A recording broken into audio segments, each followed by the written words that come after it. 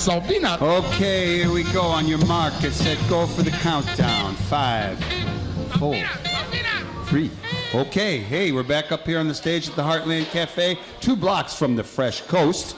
And we're having a great time. I'm here with Thom Clark. He's my co-host today. Good morning, Michael, again. It's good to have you here, Thom. I always feel more confident when you're by my side. How about that? And I actually am surrounded by 2 guys I really look up to. Thom Clark on my left and Mick Dumke on my right. No special importance to the left or right in this case. I appreciate that. How are you, Mick?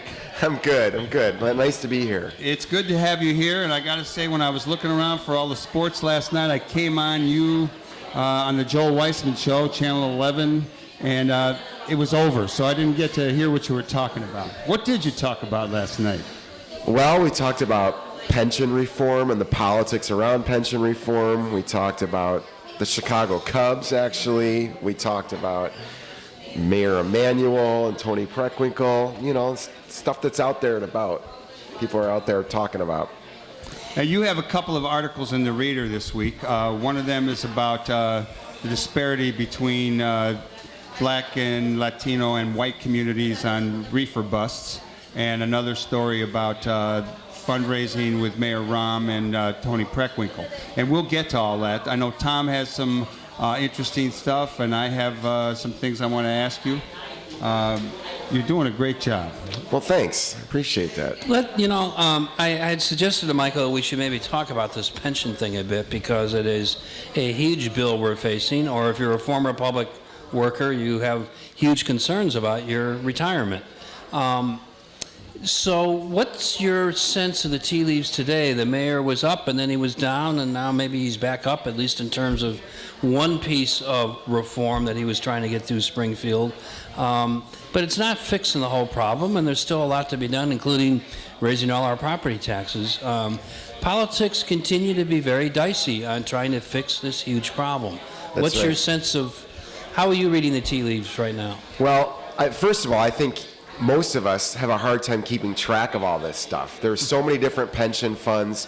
There's a pension funding crisis at the state level, at the county level, at the city level, and then there's multiple funds, I think, at each one of those levels. So it's kind of complicated, but if we want to simplify, but not grossly simplify, the bottom line is that these things haven't had money paid into them for the last several decades when they should have been, so we're in arrears by billions of dollars. And not only do we have to pay this just as a matter of law, but our credit rating continues to slip. So it affects our ability to do everything, fixing streets, hiring police officers and teachers, and so on. So for those who haven't been following all the minutia of this back and forth, I think that's the most important point to make right off the bat, is that it's something that has to be dealt with.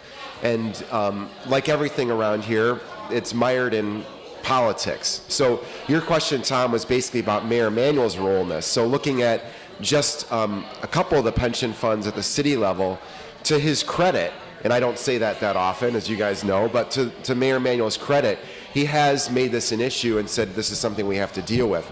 So the most recent stab at this was to have a couple of these pension funds, some quote-unquote reforms made through state law, changes to the state law.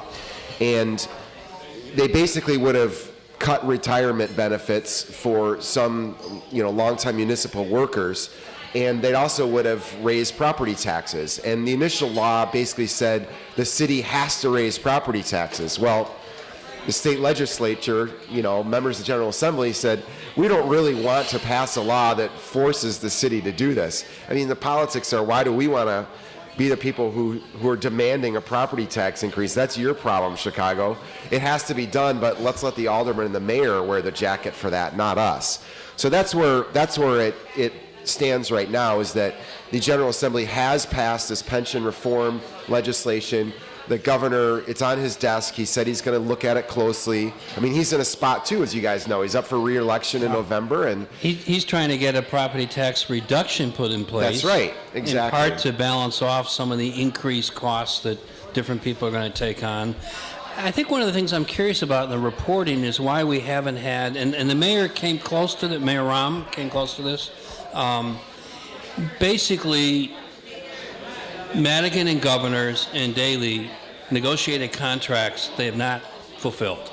And given the dicey politics of this, why isn't there more of the blame game kind of thing being played out here? And would that help? Would that take some of the onus off current legislators who have to pass this stuff by blaming the folks before them who didn't pay the bills? Yeah, I mean, we're blaming them on the parking meters. That's we right. should blame them on this. when it's convenient, the blame game comes out there. When it seems to be politically expedient, I mean, I think that you do hear some criticism of Mayor Daley. Excuse me. Although Rahm has been careful from the day that he started campaigning for office not to criticize Mayor Daley by name. He'll just say, I was left with a mess, or I was left with a certain situation. And the implication is clear if you're really paying attention, but he's not going to come out and start blasting away at Mayor Daley because, you know, he's in this position because the Daleys helped get him there. So he's you know, give him some credit, I guess, for that too, is that he's at least loyal to the guys who helped make him. And he's not going to fire away at Speaker Madigan either, because he needs Speaker Madigan not only to get pension reform done, but a few other things. A few other things. I think a casino is looming not so far around the corner. That's a source right of next funding. to the DePaul Stadium, right? I think that is the hope, is that down there by McCormick Place, where the new DePaul Arena would go in, that there's going to be a Chicago casino. This morning I got an email that talked about the role the TIFs play in the Chicago pension crisis. And it's actually, I think you sent it to me, Tom. And it basically says that, I forget who was the reporting agency, but that the pensions come to 350 some odd million, I guess, each year, our obligation on them. And the TIF funds, in other words, money that's taken out of the tax pile, and that would normally go for schools, et cetera, paying pensions, and gets used for development, I believe, totals like $450 million. So what role does the TIF issue play in mitigating against meeting our pension obligations? And then just to top it off, what about the flat tax in our state and the move for a fair tax that would raise more money on a state level to deal with pensions? Lots of great questions there. I think that the whole issue with TIFs, tax increment financing, is that it just adds to our property tax burden in Chicago. Just on the most basic level, this is, like you said, Michael, $450 to $500 million a year in extra property tax money that's collected. And we could get into the nitty-gritty about how the system works and all, but that's the bottom line, is that's essentially $500 million a year that are still pulled away from property tax payers. For things like the new DePaul Arena. That's right. Now, in fairness, the manual administration and defenders of the program would say we use a lot of this money for other things too, for some infrastructure investments and that stuff, but which is true. So, we would have to come up with that money from somewhere else if we put all the TIF money, let's say, to help pay off the pension situation. But I'm one of those who says we should be talking about that. We're in a situation where we're talking about raising property taxes by $50 million a year for 5 straight years. So by the end, it's $250 million more a year that we're pulling out of property tax payers. I mean, come on, guys. We have to look at every single revenue stream we possibly have and say, do we really need this, and do we really need this now being spent the way that it is? This research is being done by Good Jobs out of D.C., and they're looking at this issue across the country. And I think the bigger problem is really what you began to address there, Mick, the issue of transparency. It would be one thing if we were being asked whether we wanted to pay out extra tax money to build a stadium by McCormick Place, but we are rarely, as taxpayers, asked that. It's kind of done to us. And one of the curious parts of this is we mere homeowner property taxpayers try to pay for this stuff is, how do we figure out how it's going to impact us? The math of the mayor seemed to be off even in the legislation he was passing. I still don't know if it's 250 or 750 million that he's really trying to raise. And part of what's scary to me is he probably needs all of that, whatever the figure is. That's right. And we still have the teachers' pension system, the police and fire pension system. So this is just one of all those. So there's got to be money coming up to deal with all those crises as well. I mean, we're in a real fix here. There's no doubt about it. Again, all this happens when it's election season too, which I think is actually great. I think that's appropriate. It may be driving this a little bit. That's right, absolutely. The drive to try to fix it. And drive some of the discussions. Now, obviously elections sometimes can make the discussions, more shallow, but I think it's great that at this point in time we're having serious discussions about budgetary issues, long-term budgetary issues, financial issues, at the same time that everyone is coming to us and asking us for their votes. And that's obviously the governor's race, first and foremost, this November, but then Mayor Manuel and all the aldermen who are up for re-election next winter again. When is that, in 2015? That's right. That'll be good. There's a lot of things going to happen. What about the, we did have a guest on the show. We talked about this move for Illinois fair tax. A lot of unions, a lot of progressives, a lot of legislators are talking about it. Do you guys have any comments on that and the move for changing the tax structure? Then I know this is more like for the state pensions, but it certainly has ramifications for the city. Yeah, I mean, the state, the state budget is a mess too, let alone the pension obligations. And so Governor Quinn recently had what was a temporary income tax increase in the state became permanent, as if in case anybody was watching here a few weeks ago. Well, he's trying to make it permanent. He's trying to make it permanent. But, I mean, they're going to do it. They don't have many other options for pulling in the money. So, yeah, we have a flat tax that even the federal level, most states have a graduated income tax, a so-called progressive income tax, and I think that's probably going to happen at some point, too. You saw Michael Madigan float some kind of half-baked version of Tax this. the millionaires. Taxing the millionaires. I said, this guy's turning around. He's going to be a radical. This is why Michael Madigan is a brilliant politician, because who's going to stand up aside from a few millionaires and say, this isn't a good idea? I mean, this is great election year politics. Tax the rich. I mean, he didn't have his fist in the air, but, nor could he get it through. Ultimately. No, and you know what, Tom? I don't think he cares that he couldn't get it through. That wasn't the point. It made him look a little better, and it softened the way for potential progressive income tax down the road. One thing that I did see, and I really wish I had gotten the source of it, but I got a couple of emails from friends around the country talking about the diminished size of the middle class in Chicago. And there's some real serious research about that. I don't know if you guys saw it, but that's another thing. We're talking about raising the property tax. You have fewer people who are able to own houses and even make payments on the tax. So it's going to, I don't know who's going to pay the taxes. All right, so it's an issue, particularly, longer-term homeowners, counting myself, nearing retirement. We're beginning to look at that household budget 10, 15 years out, and it's scary. Scary to the point where I can't even figure out what the best option is, which is why I am trying to figure out, is this going to be $50 more a year or $100 more a year? Absolutely. Or $500 more bucks a year? Because then we're talking about real money. I guess part of what I'm getting at here, which is not so much a question but a comment, is there's a heck of a lot more transparency I think needs to be going on. Even, and I will give the mayor credit here too, even with his initial effort to try to generate some additional resources to deal with maybe half the pension problem, if he's lucky, we aren't close to really solving it, and I still feel the numbers are really soft. Yeah, they're pretty squishy. I think you're right. I mean, and as we all know, sitting here at this table, and probably everybody listening too, the budgetary politics, right?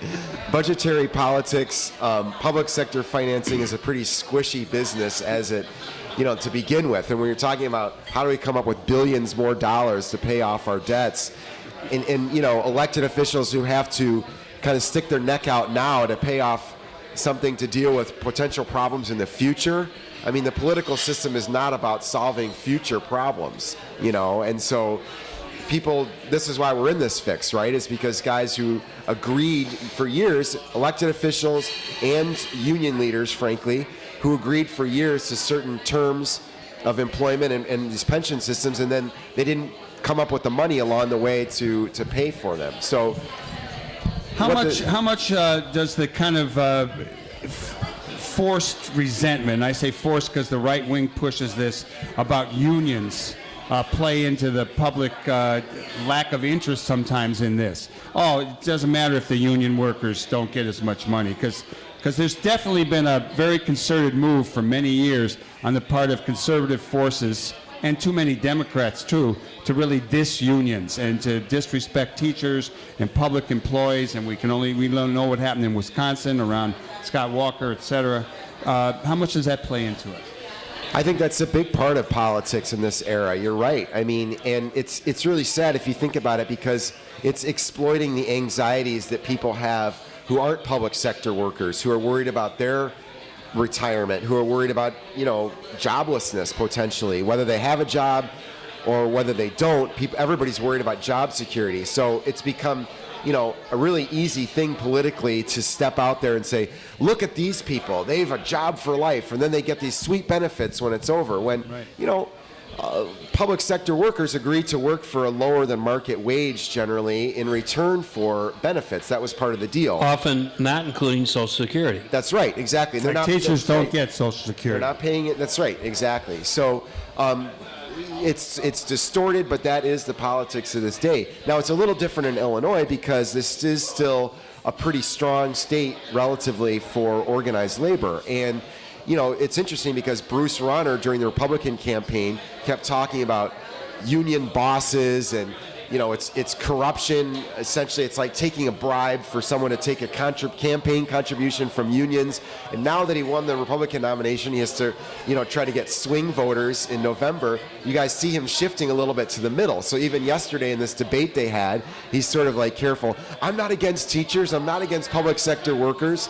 It's just some of the deals they have and, whatever. Or the leadership who was asking him questions at the debate. He had an issue with them. But that's right. Fascinating window into some of those dynamics that took place of this. I got to give the guy some credit for showing up with 1,200 angry teachers to try to press his case, which, I don't think he got very far with that group. I didn't see the debate, but I did see the headlines. Here's the Sun-Times this morning, blast off the debate between Rauner and Quinn. And, it's... there's definitely been a lot of hype around this upcoming election. The media is going wild. It's like they got this a big prize fight coming on. Did both of you see the debate yesterday or read about it? I didn't. I read about it and I saw the coverage clips. How did it go? How did Quinn do? Hung out with one of the reporters covering it last night for a while. So, well, that's a good question. I think that the consensus was that Quinn was actually pretty forceful and had a really good showing. Good. This is a guy who's often seen, of course, as indecisive and weak and all this kind of thing. Even and he some was good on the friends of ours call him Squeezy, which I think probably ought to be cooled out till after November election. If you're a Quinn fan or Democrat, yes, I think so. So they felt he did do pretty well. Everybody felt that Quinn really was on the offensive instead of being on his heels, which is what it seemed like really from the time that he took office. Obviously, under the circumstances under which he became governor, he's been on the defensive almost his entire time. And so I think there's a real strong feeling, not only from the observers there, but when I talk to people in the Quinn camp, that is their strategy. They're going to run a Barack Obama against Mitt Romney campaign against Bruce Rauner because they perceive, and I think they're right about this, that it's still not a great time to be a billionaire running for office and trying to present yourself as a common man. And so that's the campaign. They're going to try to take him down a notch, and yesterday he came out swinging. I think they're going to have they'll be able to do that. I mean, this guy, wearing his Carhartt jacket and talking like a worker. I mean, you start talking. I was in an airport in Seattle not too long ago, and I'm talking to someone who was going to Bloomington, and there was another woman who piped in about Illinois and basically talked about Rauner's healthcare facilities or retirement, whatever he runs, and how there's a lot of shady stuff in his business arrangements.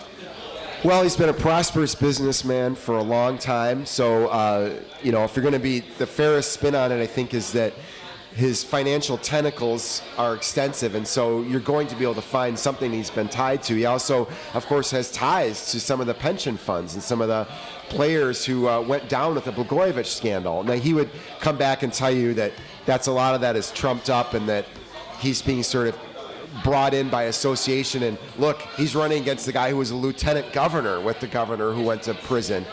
So if there's anybody who's tied to it, it's Pat Quinn. That's what Ronner would say. But fair is fair. He does have some of these connections as well. And you're right, Michael, that the Democrats are going to be talking a lot about that over the next few months. So the gubernatorial thing has been launched, but you had a story in the Reader this week that takes a look at mayoral politics, which after the November elections are right upon us.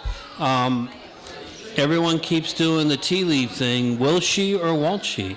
Right. And that's what you dabble in a little Talking bit. Toni Preckwinkle here, who I did talk to recently, and she will be a guest on this show. We're just, guessing at this point, but you looked at it from the money point of view, and Rahm has a lot more money than Toni at this point. What does that mean? And is there anything from the governor's race we can use as a reference point here? Yeah, those are good questions. I mean, he does have a lot more money. Rahm is going to have a lot more money than anyone who runs. And I don't think that alone, of course, determines the election. The election isn't decided by how many millions of dollars you bring in, fortunately. But you do need to have money. To run for mayor, you need to have several $1 million at the very least, according to everybody that I've talked to, just to get your name out there. I think the thing that was striking to me when I looked at basically the last year of fundraising or the last 9 months or so of fundraising from Rahm and Toni.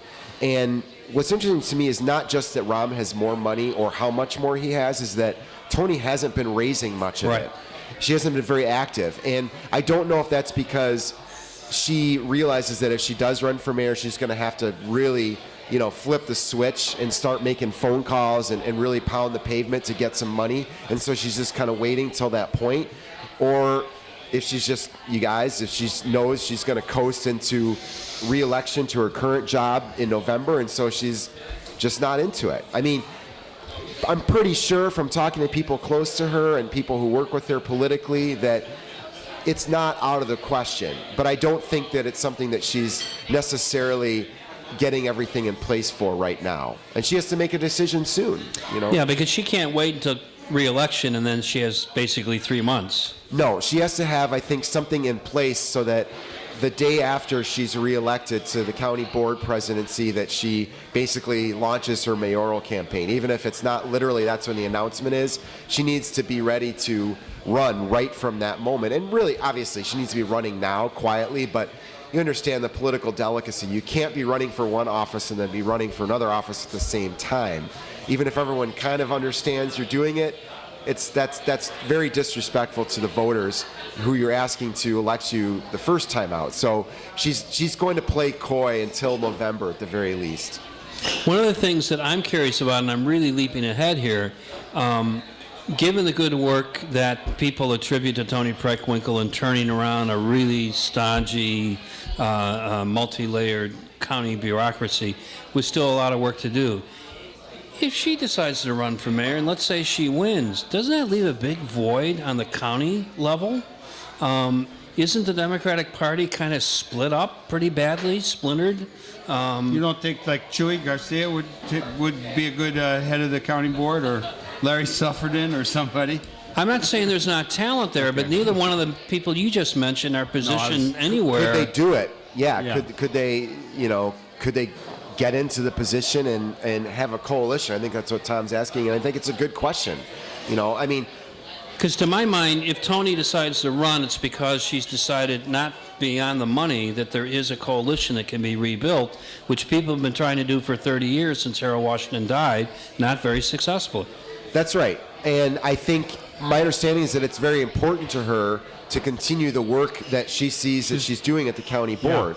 Yeah. And we'll just start off with one example. In addition to financial stuff and some of the old school politicking patronage stuff, which, let's face it, a lot of that still goes on. But I think, an issue that that doesn't on the surface seem to be a politically advantageous one, but one she's made a top priority, is reducing the jail population and talking about why, when across the country fewer people are being incarcerated all over the place, except here we still have this 10,000 people locked up at county jail, and it's costing us money. And do they all have to be there? And just shining a light on this whole situation, which again, this is not being someone who's talking about freeing people from incarceration. This has not been a politically successful model over the last 40 years. Michael and Katie had Sheriff Dart here just a few weeks ago, and he's also in that camp. That's right. We have too many of the wrong people in county jail.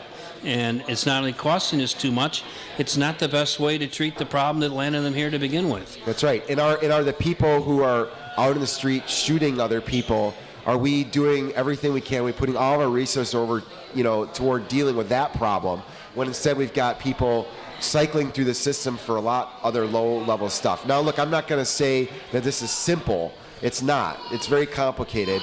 If you start looking at who's in there and their histories and all that, and it will probably cost a little money to initially to come up with a better system. But if we take a step back, Toni Preckwinkle, and you're right, Sheriff Dart have taken this on. They started talking about it, and I think that President Preckwinkle is very concerned that this continue, even beyond her tenure, whether she runs for re-election or not, that she doesn't want this issue to just die, and let's give her credit for that. There are some other people who are talking about perhaps running. I was actually at a meeting, a fundraiser for the Progressive Reform Caucus in the City Council. There are two so-called progressive caucuses. I did speak with Fioretti, Alderman Fioretti, who somehow got gerrymandered out of a district for the next race. How did that by ever the mayor? happen? Yeah, and he stepped on some toes. He is talking about small groups and meeting and talking about it. I also saw. I think it's Alderman Shaw that he's been mentioned, and then there's a woman, and I apologize, I don't know her last name, but it's Arama, and it's her first name. And I just see these names getting floated out there. Do you guys have any info on any? Well, there's now a veteran police officer who's thrown his hat in the ring. He's run before. So there are 3 official challengers to Rahm, if that's what you're asking at this point. And who are the 3? Well, official. Indicative of the question to Mick here is that we don't know any of these 3 people. So I applaud them for stepping forward because any citizen who decides to run for office ought to be given a chance to do that. I sign anyone's petition. But in fact, it's, I think, a sign of why we're talking about Toni Preckwinkle, while these other 3 candidates who've already announced, we're looking for someone who can go toe-to-toe with the incumbent, and that's going to be a tough bill to fill. I don't know if you know much about the 3 announced, or if we even need to spend that much time yet until one of them becomes a little more public and obvious. But no, none of these 3 have a chance to win. I'll be blunt. I mean, I agree with you. Go for it. Maybe the voters will decide otherwise, and I'll be wrong. If that happens, I'm happy to come back on the show. Well, we're going to have you on before then.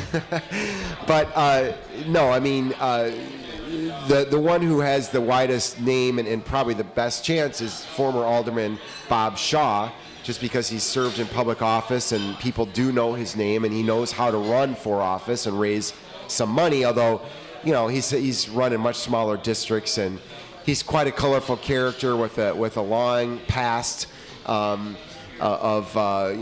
old school politics, and so I think it'll be fun to watch him run. But you guys, there's no way that people are going to vote for him over Mayor Manuel, like on the whole. Toni Preckwinkle is another matter because she is popular in a wide number of communities, not just her home. Her base is the African American community, although she comes from Hyde Park, which is known for progressive politics and is racially diverse and so forth. So, and she can raise money and she holds a prominent position. People know her name. So for all these reasons, she is definitely the go-to person. Michael, you mentioned Alderman Fioretti. I think he is definitely thinking about running. I think he'd have a tougher uphill climb, but he could do a kamikaze run, and potentially I could see something happening where he could make some inroads. I wouldn't rule him out. He's a pretty good campaigner. I've gone out and just toured the ward with him a few times, and he's really good. He shows up a lot of places. He is high energy and progressive, and yeah, you're right, absolutely. I want to talk a little bit more about your other reader story this week. Wait, we're going to hold that for one more minute because I want to just ask about the black community and the schools issue, and how that you think that will affect Rahm no matter who's running against him. I mean, I believe he came to power because he worked with Obama. Whatever the reason was, he left the White House. I won't get into here. He was never a progressive congressional representative. He knocked off Nancy Kasich to win that seat. But when he ran, it was like, oh, Obama's coming home, kind of. And since then, he eviscerated the public schools. He's attacked the teachers' union, which then beat him around the strike, and then he came back with closing schools. What's your take on where the African-American community is going to be on this race, whether Rahm has a formidable opponent or not? Well, first of all, I think you're right about how he was received, particularly in the African-American community as a mayoral candidate. He was Obama's guy, and that helped him a long way because... Obama, please speak up more. Exactly. President Obama couldn't outright endorse Mayor Emanuel, but he did everything but that by giving him a great send-off and all that kind of thing. But the other part of that equation was that the field was cleared for Rahm Emanuel. Yeah. I mean, with no disrespect to Miguel Devalle and Gary Chico, who both ran strong campaigns, but you know, this deal was hatched behind closed doors to make Mayor Emanuel the next mayor. Then Rahm Emanuel, Congressman Emanuel, the next mayor. So that's the other part of the equation. We never quite know what's going on behind the scenes, you guys. But coming on, what's going to happen in 2015? You're exactly right. Rahm's poll numbers in the African community are abysmal, and they're not that strong in other parts of the city either. He's alienated a lot of people, not just with the school closings, but the way that they were done. I think there was a feeling that he sat in an office and made the decision and then had these pro forma hearings and a couple tweaks were made, but on the whole it was like, this is my plan, we're going forward with it, the rest of you be damned. And that's obviously not gone over very well. But the fundamental rule in politics, of course, you can't beat somebody with nobody. So who's going to run against him? If there is a credible challenger, then he'll do very poorly in African-American neighborhoods. If there's not, then people just won't vote. They won't show up. That's right. And we already have seen a sign of that with the primary we just went through when hardly anybody showed up. Not that there were that many reasons to actually do it, except that's why we end up with incumbents with no competition. It's true, although in an off-year primary election, you always see a little bit of a dip, and this time around in Chicago, which is heavily Democratic, there weren't that many interesting, like none of the statewide races were interesting for Democrats. You had some local races that were, but you know, it's not enough in most cases to get huge number of people in the polls to decide like a state legislature. Well, we could have had some better referendum on the ballot if some of them been allowed on, Well, but that's already been hashed out There here. are a lot of issues. Let's go to your next question, because Mick did have another article in the Reader this week.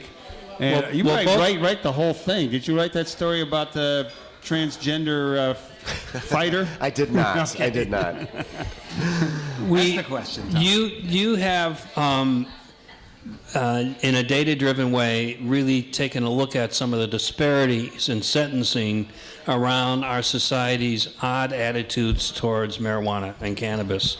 And indeed, the Chicago Reporter as well, Angela Caputo, has dived into this, looking at the impact, particularly with public housing tenants, if a relative ends up with a misdemeanor rap, they can lose their lease. And the disparity, even when prosecution didn't finally happen in those cases, the mere arrest for marijuana can do something.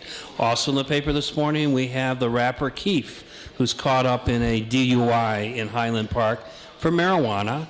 And I'm wondering, and I'm going to get into this issue about disparity around the way we treat offenders who use pot, who are also filling up our county jail, is the kind of cultural, I'm going to say, glorification around rappers like Keef